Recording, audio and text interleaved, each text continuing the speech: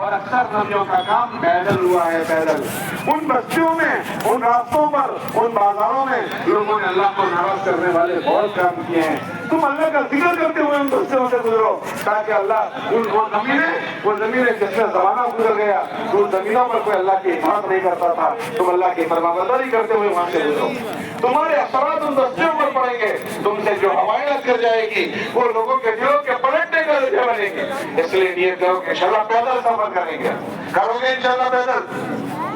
جب مسجدوں میں پہنچاؤ تو مسجدوں کے آداب کے ساتھ مسجدوں میں قیام کرو۔ ہمارا پورا سفر مسجد میں ہوگا۔ مسجد اللہ کا گھر ہے، اس پہ ٹھہرنے کی اجازت نہیں ہے، اس لیے اعتکاف کرو، اعتکاف کی نیت کے ساتھ ٹھہرو۔ یہ مسجدوں کے آداب ایسے ہیں۔ مسجد اللہ کا گھر ہے، اس کا احترام کرنا ہے، اس کو گندا نہیں کرنا، اس لیے سامان کو ایک طرف رکھ دو، اس کے اوپر چادر ڈال دو اور 2 رکعت تحیۃ المسجد پڑھ لو۔ پھر اس کے بعد فوراً مشورہ کرو۔ مشورے میں یہ سوچو کہ ہمارا وقت اچھا کیسے گزرے، اس کی فکر کرو۔ مشورے میں یہ سوچو کہ یہاں سے نقل جماعت کیسے بنے، اس کو سوچو۔ اور مشورے میں یہ سوچو کہ یہاں مسجد اور جماعت کیسے بنے، اس کو سوچو۔ اگر آسانی ہو تو بستی والوں کو اپنے ساتھ مشورے میں شریک کر لو تاکہ تمہاری اور ان کی فکریں ایک ہو جائیں، تم وہ بستی والے ایک ساتھ فکر میں شریک ہو کر وہ کام کر لو۔ اگر بستی والے نہیں ہیں تو تم اپنا مشورہ کر لو۔ جب بستی والے دور میں آئے تو پھر ان کو پورا مشورہ سناؤ کہ بھائی ہم لوگوں نے یہ چیزوں کا مشورہ کیا ہے، ہم نے نقل جماعت بنانے کا یہ طے کیا، مسجد اور جماعت بنانے کا یہ طے کیا ہے، پوری باتیں ان کو سناؤ۔ مشورے میں ہمارے ساتھیوں کا اچھا وقت گزرے، سب سے پہلے اس کی فکر کرو۔ ہمارے بزرگ فرماتے ہیں اگر 4 چیزوں میں ہمارے ساتھیوں کا وقت گزارنے کی سوچیں گے تو ہمارے ساتھیوں کا وقت اچھا گزرے گا۔ یہ 4 چیزیں وہ ہیں جو حضور کی مسجد کے اعمال ہیں۔ ہمارے اللہ جماعت میں آنے والے اور بستیوں میں رہنے والے، مقام پر رہنے والے اگر ان 4 چیزوں میں وقت گزاریں، جماعت میں جا کر بھی اور مقام پر رہنے کے زمانے میں بھی، تو یہ اعمال ان کی تربیت کریں گے۔ اور ان میں سب سے پہلا یہ سوچو کہ ہمارے ساتھیوں کا وقت دعوت اللہ میں لگے، اللہ کی بڑائی بولنے میں، اللہ کی عظمت کو بولنے میں، اللہ کی کبریائی کو بولنے میں، لوگوں کو اللہ کا تعارف کروانے میں۔ کتابوں میں آتا ہے کہ جب آدمی اللہ کی بڑائی بولتا ہے، دعوت دیتا ہے تو وہ دوسروں سے پہلے بولنے والے کے دل پر اثر کرتا ہے۔ ہم لوگ سب سے کم جو بولتے ہیں وہ اللہ کی عظمت سب سے کم بولتے ہیں۔ ہر آدمی سوچے کہ میں روزانہ اللہ کی بڑائی کتنی بولتا ہوں، اپنے خاندان کی بڑائی بولتے ہیں، اپنی پیڑھی کی بڑائی بولتے ہیں، میں بھی کچھ ہوں اپنا بولتے ہیں، میں نے ایسا کیا، میں نے اس سے یہ بات کر لی، میں ایسا کرتا ہوں۔ بھائی میں کیا کرتا ہے؟ جو میں بکری کرتی ہے اس پر تو چھری چلا دی جاتی ہے، تو میں کیا کرتا ہے؟ بھائی سب سے بڑا اللہ ہے، اللہ اپنی بڑائی بولنے کو پسند کرتے ہیں۔ نبی سے اللہ نے حکم دیا وَرَبَّكَ فَكَبِّرْ، اپنے رب کی بڑائی کو بولو۔ آج پوری دنیا سب کی بڑائی بولتی ہے، ہم اللہ کی بڑائی بولتے ہیں۔ اس لیے سب سے زیادہ اپنے مجمع کو اللہ کی بڑائی کو بولنے میں مشغول کرنا ہے۔ اس کے لیے اس کو کہتے ہیں دعوت اللہ۔ اس کے لیے 5 گشتیں ہمارے پاس، ان 5 گشتوں کے ذریعے سے اپنے مجمع کو یہ چیزیں بلوائیں۔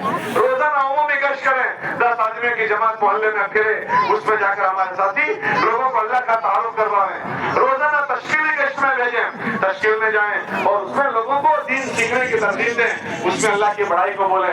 روزانہ غسولی گشت ہے کہ جو تیار ہو جائیں ان کو غسل کر کے مسجدوں میں لانا ہے۔ روزانہ تعلیمی گشت ہے کہ جب تعلیم مسجد میں ہوتی ہو، مسجد کے باہر بہت بڑا مجمع فارغ بیٹھتا ہے، ان کو بلا کر مسجد میں لانا ہے، اس میں اللہ کی بڑائی بولنی ہے۔ روزانہ خصوصی گشت ہے کہ ہم جس بستی میں گئے ہیں اس بستی میں 62 لوگ ہوتے ہیں، 62 ان لوگوں کی ملاقاتوں میں جانا۔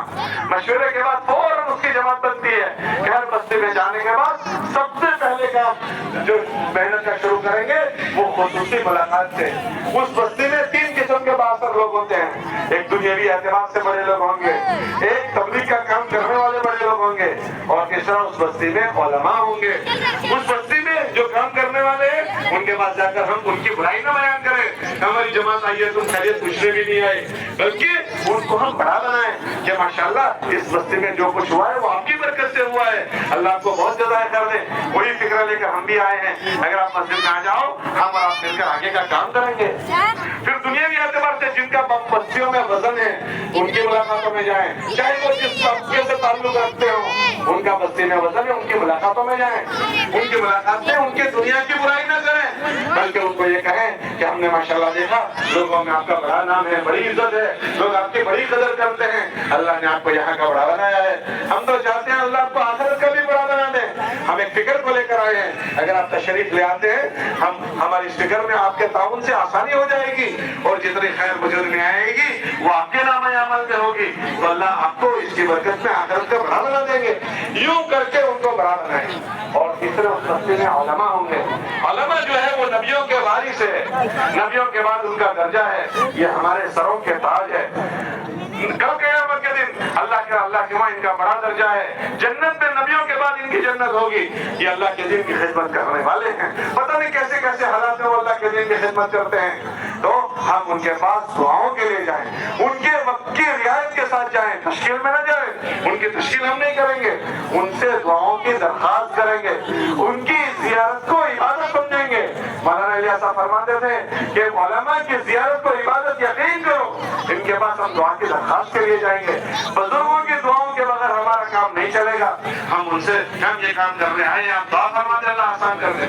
اس طرح ان 5 کشتوں کے ذریعے سے ہمارے ساتھیوں کو دعوت اللہ میں مشغول کریں۔ اس کے بعد جو وقت بچے ہمارے ساتھیوں کو ہم تعلیم و تعلم میں مشغول، ذکر و عبادت میں مشغول کریں۔ ذکر و عبادت کہ ذکر و عبادت، تعلیم و تعلم میں کہ ہر بچہ ہمارا سیکھے، کیا سیکھے کہ ہر آدمی اپنی ضرورت کا دین سیکھے، ایک دعوت اللہ میں، دوسرا تعلیم و تعلم میں، کہ ہر بچہ ہمارا اپنے ضرورت کا دین سیکھے۔ اللہ کے راستے میں نکلا ہے، ہمیں فضائل کا شوق سننا ہے، فضائل کے اعمال سننے، اعمال کے فضائل سننے ہیں۔ نماز پر اللہ کیا دیں گے، نماز کتنی بڑی چیز ہے، روزوں پر اللہ کیا دیں گے، روزے کیا چیز ہے، اللہ کے مخلوق کی خدمت پر اللہ کیا دیں گے، اس کے لیے فضائل اعمال اور فضائل صدقات کی کتابیں ہیں۔